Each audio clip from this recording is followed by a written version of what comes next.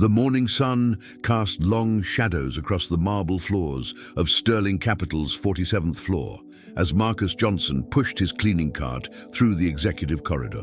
At 5:30 a.m., the building was still quiet, save for the gentle hum of computers and the distant rumble of Boston's awakening traffic below. Marcus moved with practiced precision, his weathered hands gripping the mop handle as he cleaned each surface with meticulous care. For 15 years, he had been the invisible man in this temple of wealth. Executives rushed past him without acknowledgement, their Italian leather shoes clicking against the floors he had just polished. Phone conversations about million-dollar deals floated over his head as if he were furniture. But Marcus heard everything. He absorbed every word, every strategy, every weakness. "Did you see the quarterly reports?" whispered Sarah Chen, a junior analyst, to her colleague near the water cooler. "Sterling Capital's losing ground to Goldman Sachs again. The old man's strategies aren't working anymore." Marcus continued mopping, but his mind was calculating. He knew Sterling Capital's vulnerabilities better than anyone. Their over-leveraged positions, their declining client base, their dependence on outdated investment models. What they didn't know was that the man cleaning their offices had been quietly buying shares through various shell companies for the past 5 years. His phone buzzed silently in his pocket. A text from his financial advisor. "Tesla position up 12% this morning. Portfolio now at $2.8 billion. Marcus barely reacted, simply tucking the phone away and continuing his work. Wealth, he had learned, was best kept invisible. As he entered David Sterling Jr.'s corner office, Marcus paused at the massive mahogany desk. Family photos showed generations of Sterling men, all privileged, all white, all convinced of their inherent superiority. A half-eaten croissant sat on a china plate, crumbs scattered carelessly across financial documents. Marcus cleaned around it carefully, knowing that in a few hours, this very office would be filled with the toxic arrogance that had poisoned this company for decades. The elevator dinged in the distance. David was arriving early today. Marcus quickly finished his work, but as he turned to leave, his cart caught the edge of a crystal paperweight. It tumbled to the floor with a sharp crack, the sound echoing through the pristine office like a gunshot. "What the hell was that?" David Sterling's voice boomed from the hallway, sharp with irritation and entitlement. Marcus's heart rate remained steady. He had been preparing for a moment like this for years. David Sterling Jr. stormed into his office, his $3,000 Armani suit perfectly pressed despite the early hour. At 35, he possessed all the arrogance of inherited wealth with none of the wisdom that should come with responsibility. His cold blue eyes immediately fixed on the broken paperweight, then slowly rose to meet Marcus's calm gaze. "You clumsy idiot," David snarled, stepping closer. His cologne was overpowering, a desperate attempt to mask the stench of his character. "Do you have any idea what that cost? That was a limited edition Waterford crystal, worth more than you make in 6 months. Marcus bent down to collect the pieces, his movements deliberate and dignified. "I apologize, Mr. Sterling. I'll replace it immediately." "Replace it?" David laughed, a harsh sound that carried no warmth. "With what money? You're a janitor, for God's sake. You probably shop at Walmart and live in some roach-infested apartment in Roxbury." The insult hit its mark, but Marcus's expression never changed. He had grown up in Roxbury, in a neighborhood where dreams went to die and hope was rationed like food stamps. But that same neighborhood had also taught him resilience, strategy, and the value of patience. "I said I'll handle it, sir," Marcus replied quietly, placing the crystal shards in his dustbin. "Handle it?" David's voice rose, attracting attention from the hallway. Several early-arriving executives began gathering at the office door, drawn by the commotion like vultures to carrion. "Look at yourself, Marcus, really look. Your uniform is wrinkled, your shoes are scuffed, and you smell like industrial cleaner. You're too dirty for this place. You're bringing down our image." Sarah Chen appeared in the doorway, her face flushed with embarrassment. Not for herself, but for Marcus. Behind her, Tom Bradley, the head of acquisitions, watched with barely concealed satisfaction. Office politics were about to get interesting. In fact, David continued, his voice carrying down the hallway, I've been thinking about this for a while. Sterling Capital represents excellence, prestige, success. We can't have someone like you representing us to our clients. What if an investor saw you? What would they think about our standards? Marcus straightened slowly, his full 6-foot frame casting a shadow across David's desk. For a moment, something flickered in his eyes. Not anger, but something deeper, more calculated. Mr. Sterling, I've worked here for 15 years without a single complaint. My performance reviews are irrelevant. David cut him off. Sarah, call security. I want this man's keys and badge. Marcus Johnson, you're fired. Effective immediately for being too dirty for Sterling Capital. The words hung in the air like a death sentence. The small crowd of executives shifted uncomfortably, but none spoke up. In the world of corporate Boston, self-preservation always trumped justice. Marcus nodded slowly, removing his badge and keys with steady hands. As he handed them over, his fingers briefly touched David's palm. The contact was electric, not romantic, but the meeting of two destinies about to collide. I understand, Mr. Sterling, Marcus said quietly. I'll clean out my locker and be gone within the hour. As he pushed his cart toward the elevator for the last time, Marcus heard David addressing the crowd. Let this be a lesson. Standards matter. Image matters. We are Sterling Capital, and we will not lower ourselves for anyone. The elevator doors closed on 15 years of invisible service, but as Marcus descended toward the lobby, he wasn't thinking about the past. He was planning the future. In the basement locker room that smelled of disinfectant and forgotten dreams, Marcus methodically emptied his locker. 15 years of small mementos, spare uniforms, and handwritten notes from grateful night shift workers went into a cardboard box. His hands moved automatically, but his mind was already 3 moves ahead. Like the chess master he had become through countless nights of online games against international grandmasters. His reflection in the small mirror showed a man who had deliberately cultivated invisibility. The wrinkled uniform David had mocked was actually designer cotton, distressed to look ordinary. The scuffed shoes were handmade Italian leather, carefully aged. Even his cologne was custom blended to smell like cleaning supplies. Every detail of his appearance had been crafted to ensure he remained unseen, unnoticed, underestimated. Marcus pulled out his phone, not the basic flip phone he carried visibly, but a titanium case iPhone 14 Pro Max that had been hidden in his locker. His fingers moved across the screen with practiced efficiency, opening an encrypted app that few people on Earth even knew existed. Jonathan, he said when the call connected, his voice now carrying an authority that would have shocked anyone from Sterling Capital. It's time. Jonathan Pierce, managing partner at Pierce, Whitmore and Associates, one of Boston's most exclusive investment firms, had been waiting for this call for 5 years. Marcus, my friend, I was wondering when you'd decide to stop playing janitor. What triggered it? David Sterling Jr. just fired me for being too dirty for his company. In front of half the executive staff, Marcus's tone was conversational, but Jonathan could hear the steel beneath it. Ah, the silver spoon finally poked the sleeping dragon. Jonathan chuckled. How much humiliation did he pile on?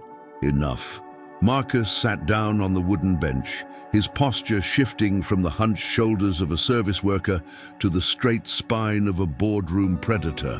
I want you to activate Operation Trojan Horse, full acquisition, hostile if necessary. I want to own Sterling Capital by market close today. Today?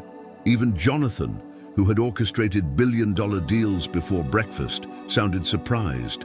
Marcus, we're talking about a complete takeover of a mid-size investment firm. The paperwork alone is already prepared. We've been planning this for 5 years, remember? Every shell company is in place. Every regulatory filing is ready. Every share purchase has been pre-approved. The only thing that was missing was the right moment. Marcus stood up, walking to the small window that showed the alley behind the building.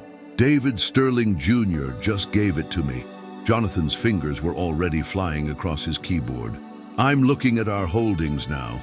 Through Meridian Holdings, Atlantic Ventures, and Boston Bay Capital, we already control 31% of Sterling Capital shares. We need 20% more for a controlling interest. Check the Peterson Family Trust and the Yamamoto portfolio. They've been waiting for my signal to sell. Marcus's voice carried the quiet confidence of a man who had spent years placing chess pieces around an unsuspecting opponent. Dear God, Jonathan breathed. You've been planning this takeover for half a decade, haven't you? Every conversation, every observation, every menial task, you were gathering intelligence. I was learning their weaknesses. David Sterling Jr. is exactly like his father, arrogant, prejudiced, and completely convinced that wealth equals intelligence. He never looked at the janitor long enough to see the threat standing right in front of him. Marcus moved toward the exit, his cardboard box tucked under his arm, like a prop in an elaborate performance.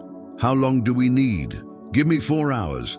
By 2 p.m., you'll own Sterling Capital. Make it 3 hours. I want to be back in that building by lunch. At 1:47 p.m., Marcus Johnson stood across the street from the Sterling Capital building, no longer dressed in janitorial coveralls, but in a charcoal Tom Ford suit that cost more than most people's cars. His transformation was complete, from invisible worker to visible power. The Patek Philippe watch on his wrist showed 13 minutes until his appointment with Destiny. His phone buzzed with a text from Jonathan. Congratulations, Mr. Johnson. You now own 64% of Sterling Capital. The board is being notified as we speak. David Sterling is about to have the worst day of his privileged life. Marcus smiled for the first time in 15 years of service. Not the careful, humble smile he had worn as a janitor, but the confident expression of a man who had just won a chess game that his opponent never knew he was playing. The lobby of Sterling Capital buzzed with confused energy. Word was spreading that someone had executed a hostile takeover, but the details were murky. Marcus walked to the elevator, his Italian leather shoes clicking against the marble he had mopped just hours earlier. The security guard, Jerome, whose daughter's college tuition Marcus had secretly been paying for 3 years, looked confused. "Excuse me, sir, you need to sign in." Jerome stopped mid-sentence, recognition dawning on his face. "Marcus, is that... how did you..." "Hello, Jerome. I'm here for a meeting with David Sterling. Could you call up and let him know that Marcus Johnson, the new owner of Sterling Capital, would like a word?" Jerome's hand trembled as he reached for the phone. Upstairs, chaos was erupting. In the executive boardroom, David Sterling Jr. faced a conference table full of worried faces. The hastily called emergency meeting had revealed devastating news. Sterling Capital had been systematically purchased by a network of shell companies over the past 5 years. The new majority owner was demanding an immediate meeting with all senior management. "Who the hell is behind this?" David shouted, loosening his tie. "Goldman Sachs? JP Morgan? Some Chinese consortium?" Tom Bradley, head of acquisitions, was frantically scrolling through his laptop. "Sir, the ownership trail leads back to a company called Meridian Holdings, but that's owned by Atlantic Ventures, which is owned by Boston Bay Capital, which is... I don't care about the shell game. Who's the actual owner?" The boardroom door opened, and Marcus Johnson walked in. Every conversation stopped, every eye fixed on the man they had seen countless times, but never truly seen.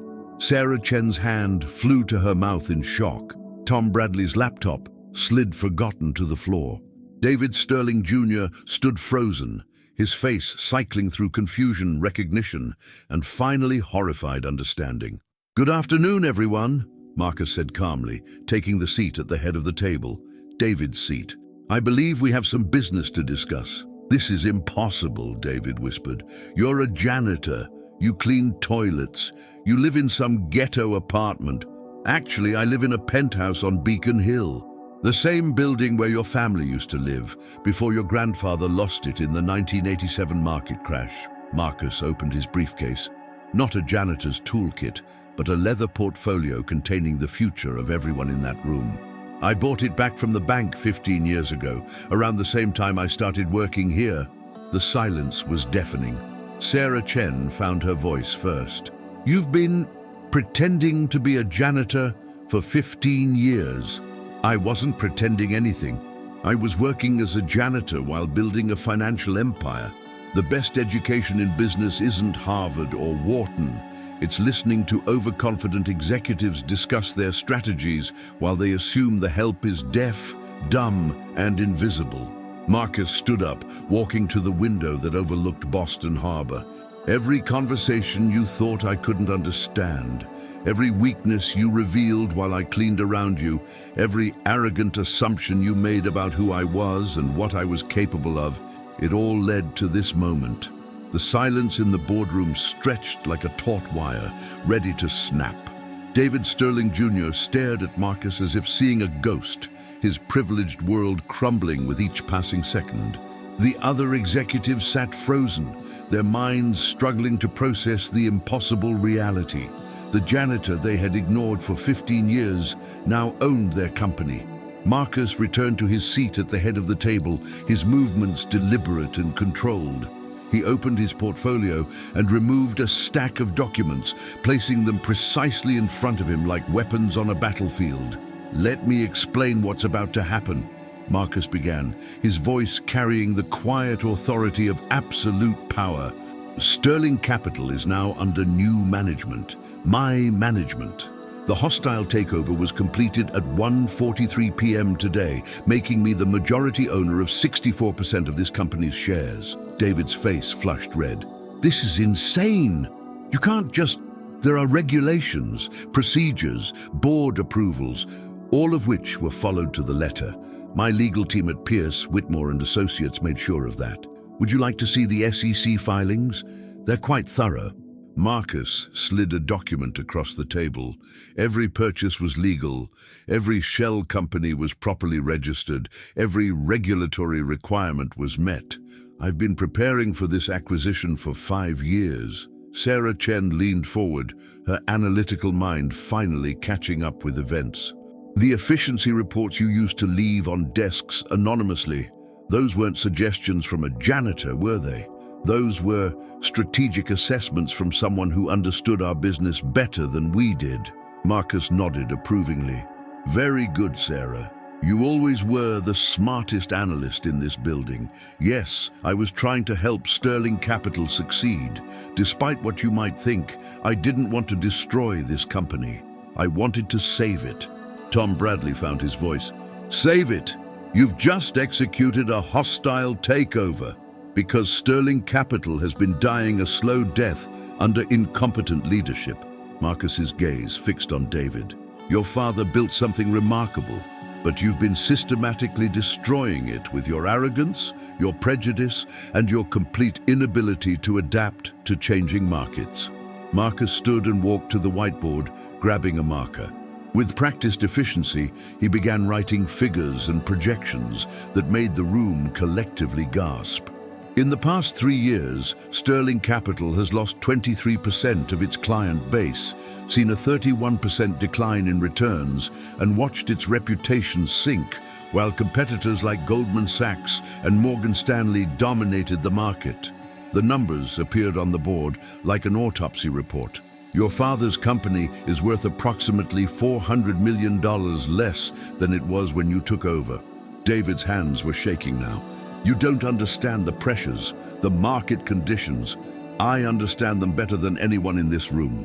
While you were playing golf at country clubs and attending charity galas, I was here at 5 a.m. every morning, listening to your phone calls, reading the documents you carelessly left on your desks, watching you make mistake after mistake. Marcus turned back to the room. I know that Tom has been skimming fees from client accounts. I know that Jennifer in accounting has been manipulating quarterly reports to hide losses. I know that David has been using company funds for personal expenses, including his ex-wife's alimony payments and his son's private school tuition. The accusations hit the room like grenades. Tom Bradley's face went white. Jennifer Walsh, who had been silent until now, began quietly crying. "But here's what you don't understand," Marcus continued, his voice softening slightly. "I'm not here for revenge. I'm here to fix what you've broken. Sterling Capital can be great again, but not under the leadership of people who think wealth and breeding make them superior to everyone else." He walked back to his seat, his eyes never leaving David's face. "You fired me this morning for being too dirty for your company, but the truth is, David, you're the one who's been dirty. Dirty with prejudice, dirty with corruption, dirty with the kind of arrogance that thinks accidents of birth make you better than people who've actually earned their success." The weight of Marcus's words settled over the room like a blanket of judgment. Outside, Boston continued its daily rhythm, unaware that in this 47th floor boardroom, power had just shifted in a way that would reshape everything. The afternoon sun slanted through the boardroom windows, casting long shadows across faces that had been permanently changed by the last hour's revelations. Marcus Johnson sat at the head of the table, no longer the invisible janitor, but clearly the man who had orchestrated one of the most sophisticated corporate takeovers in Boston's financial history. "Now," Marcus said, opening another section of his portfolio, "let's discuss the future of Sterling Capital. Some of you will be part of it. Others will not." David Sterling Jr. had collapsed into his chair, his earlier bluster replaced by the hollow expression of a man watching his inheritance slip away. "You can't just... My family built this company. My name is on the building." "Your grandfather built this company," Marcus corrected. "Your father maintained it. You've been systematically destroying it. The Sterling name will remain on the building. It has value and recognition in the market. But your involvement in day-to-day operations ends today." Marcus turned to Sarah Chen. "Sarah, you've been wasted in your current position. I'm promoting you to Chief Investment Officer. Your salary is now $300,000 annually, plus performance bonuses that could double that number." Sarah's eyes widened in shock. "Mr. Johnson, I thank you, but I need to understand what's really happening here. How did you accumulate enough wealth to buy this company? Where did the money come from?" Marcus smiled, appreciating her directness. 15 years ago, I invested my entire life savings, $50,000, into a company called Tesla when it was trading at $17 per share. I also bought Bitcoin when it cost $200 per coin. But more importantly, I spent every evening studying markets, learning programming, developing investment algorithms. I started small companies, bought real estate, invested in startups that most people thought were crazy ideas. He pulled out his phone and showed them a portfolio summary that made several people gasp audibly. The number at the bottom read $2,847,632,000. While you were attending charity dinners and networking events, I was in my apartment analyzing market data and building wealth through careful strategic investments. The janitorial job wasn't my career, it was my education. I learned more about business by watching you fail than most people learn in MBA programs." Tom Bradley, who had been unusually quiet since Marcus's earlier accusations, finally spoke. "What about what you said about the fee skimming? I can explain." "You've been stealing from clients for 3 years, Tom. I have documentation, bank records, and email trails. You're fired, and I'm turning the evidence over to the SEC and the Massachusetts Attorney General's office. Security will escort you out in 10 minutes. The room temperature seemed to drop 10 degrees. Tom Bradley stood up slowly, his career and possibly his freedom disappearing before his eyes. Marcus continued, his tone businesslike but not cruel. "Jennifer, your accounting irregularities were an attempt to protect David from his own poor decisions. I understand the pressure you were under, but falsifying reports is a federal crime. You're also terminated, but I won't pursue criminal charges if you cooperate with the audit process." Jennifer nodded through her tears, gathering her things with trembling hands. "The rest of you have a choice," Marcus announced. "Sterling Capital is going to change dramatically and immediately. We're going to become more aggressive, more innovative, and more successful than this company has ever been." But we're also going to become more ethical, more diverse, and more responsive to clients who aren't just old Boston families with inherited money. He stood up and walked to the window, looking out at the city that had watched his remarkable transformation. If you can adapt to working for someone who used to clean your offices, someone who understands this business from the ground up in a way you never will, then you have a future here. If your ego can't handle taking orders from a man you ignored for 15 years, then I suggest you start polishing your resumes.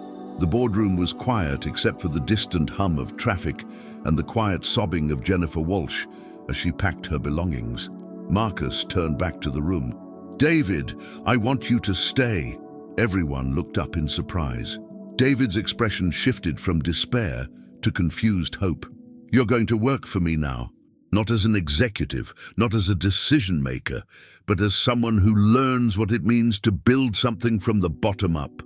I'm offering you a position as a junior analyst, reporting to Sarah. Same salary I was making as a janitor, $35,000 a year.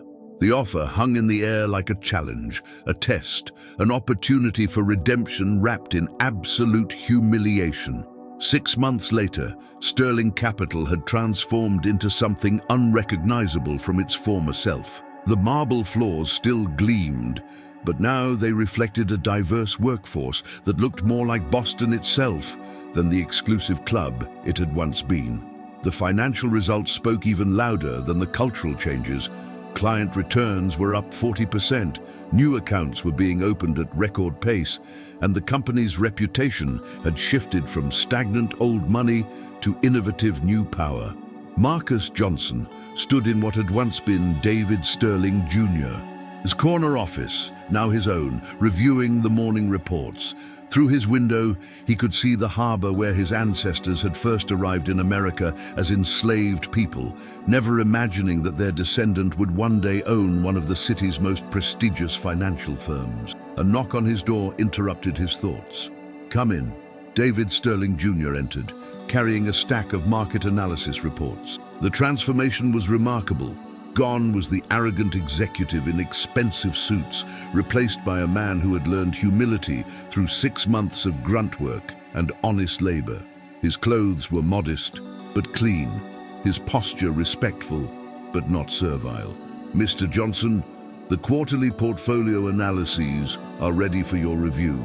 I've highlighted the underperforming assets and prepared recommendations for reallocation." Marcus accepted the reports, genuinely impressed by their quality. "These are excellent, David. Your analysis of the healthcare sector is particularly insightful. Sarah was right to recommend you for the promotion." David's face brightened slightly. "Thank you, sir. I wanted to ask, would it be possible for me to observe the Goldman Sachs meeting this afternoon? I know I'm still junior level, but I think I could learn a lot from watching you negotiate." Marcus studied the younger man's face, seeing genuine hunger for knowledge instead of entitlement. "Yes, you can observe. But first I want to ask you something. Do you understand why I kept you here when I could have destroyed you completely?" David sat down across from Marcus, considering his answer carefully. I think you saw something in me that I didn't see in myself. Not potential exactly, but maybe the possibility for growth, for change."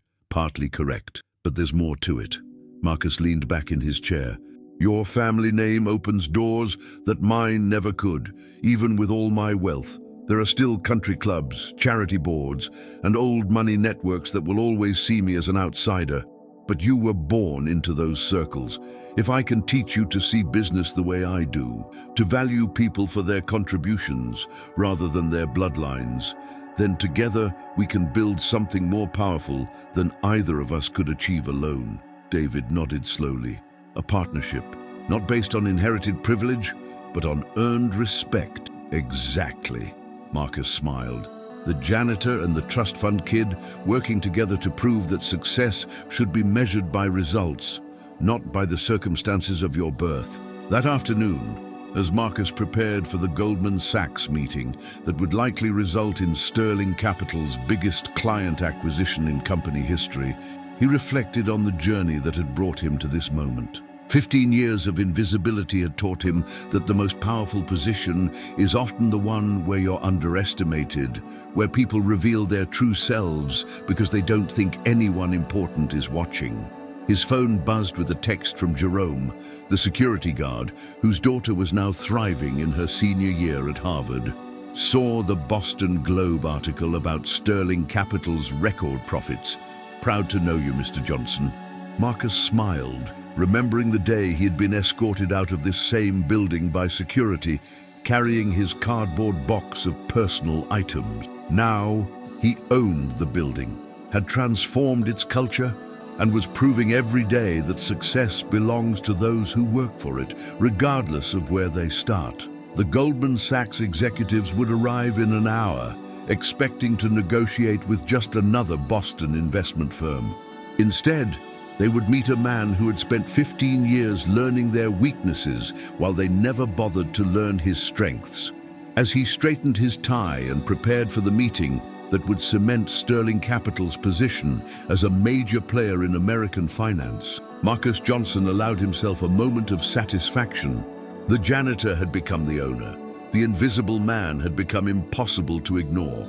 And the boy from Roxbury had proven that in America, if you're patient enough, smart enough, and determined enough, you can buy the very system that tried to keep you out. The transformation was complete. The real work was just beginning.